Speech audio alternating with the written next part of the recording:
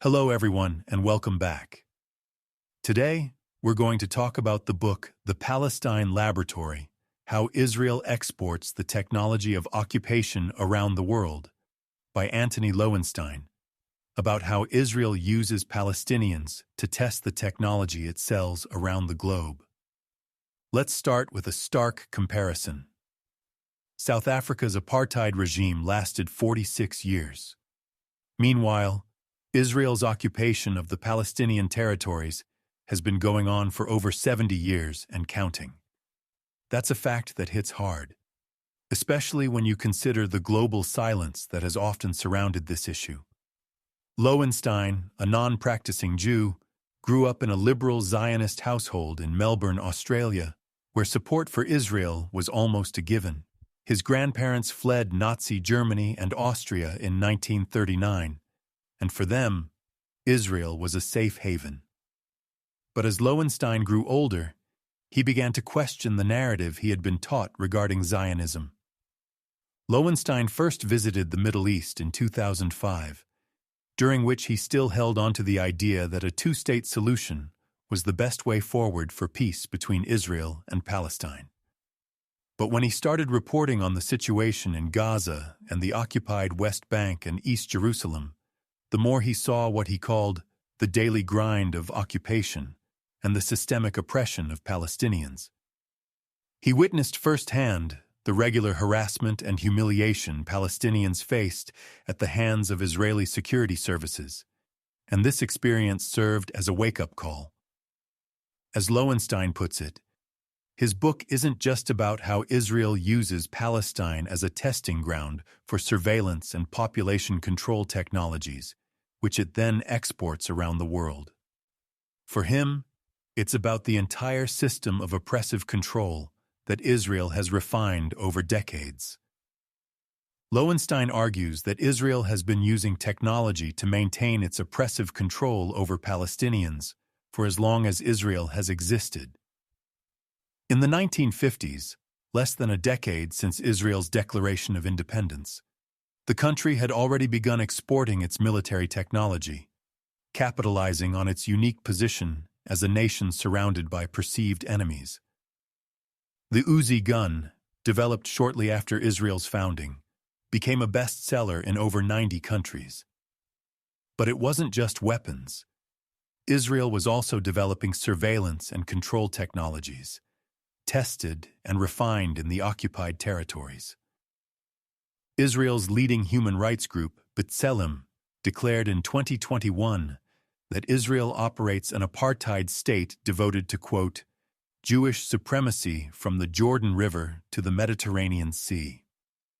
Human Rights Watch and Amnesty International soon followed with similar reports. These are not just opinions. These are facts on the ground that have shifted the global conversation.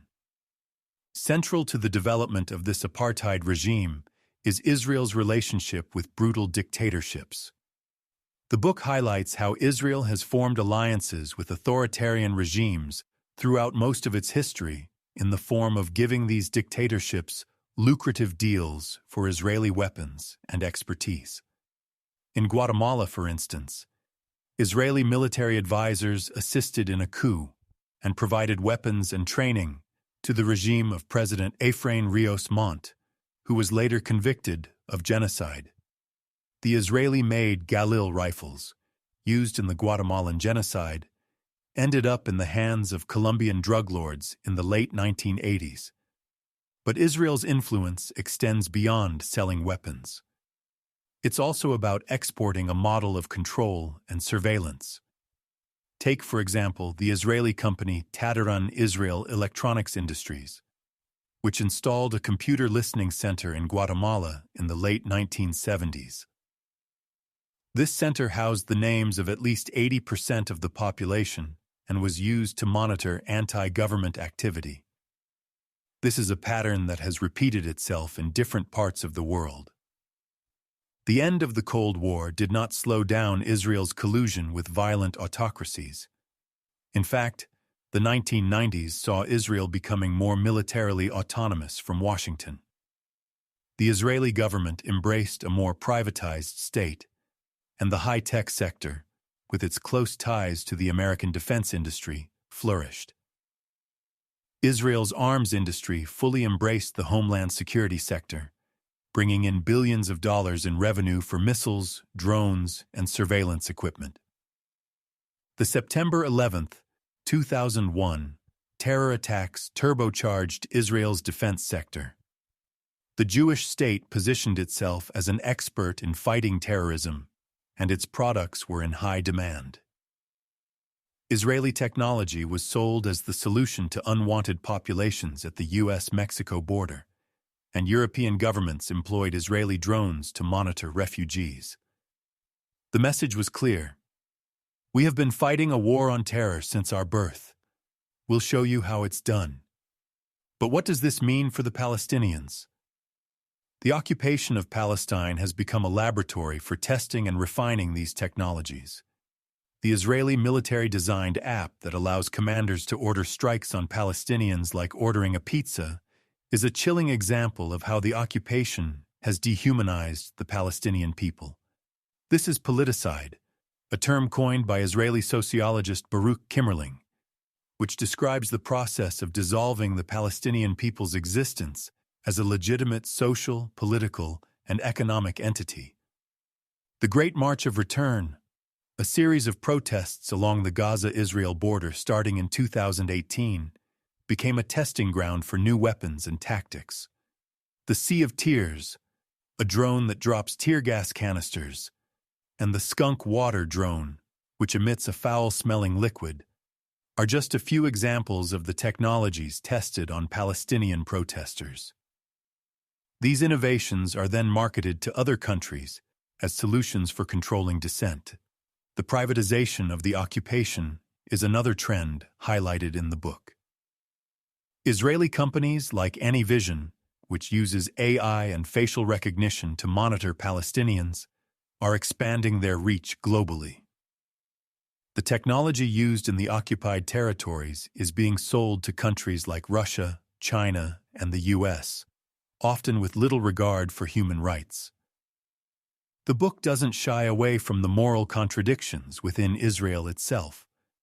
While some Israelis are appalled by the idea of selling arms to dictatorships, many others see it as a necessary part of their country's survival. The arms industry is a significant part of Israel's economy, and the occupation of Palestinian territories has been a testing ground for the development of new technologies. The book concludes with a call for accountability. It urges Israel and its supporters to confront the reality of the occupation and the role of Israeli technology in perpetuating human rights abuses around the world. It also calls for a reevaluation of the relationship between Israel and Western democracies, which have often turned a blind eye to the occupation in favor of strategic and economic interests. In conclusion, the Palestine Laboratory is a wake-up call for anyone who cares about human rights and the future of democracy. It's a reminder that the occupation of Palestinian territories is not just a local issue, but a global one, with implications that reach far beyond the Middle East. As we continue to grapple with the challenges of the 21st century, we must confront the role of technology in both oppression and liberation. And the book provides a crucial perspective on this complex and urgent issue. Thank you for tuning in to this episode of BrightLearn. I hope this discussion has given you a deeper understanding of the issues at stake and the importance of continued dialogue and action. If you enjoyed this episode, please subscribe, share, and leave a review. Until next time, keep learning, keep questioning, and keep shining a light on the stories that matter. This has been a BrightLearn video from BrightLearn.ai on the book The Palestine Laboratory, How Israel Exports the Technology of Occupation Around the World, by Antony Loewenstein.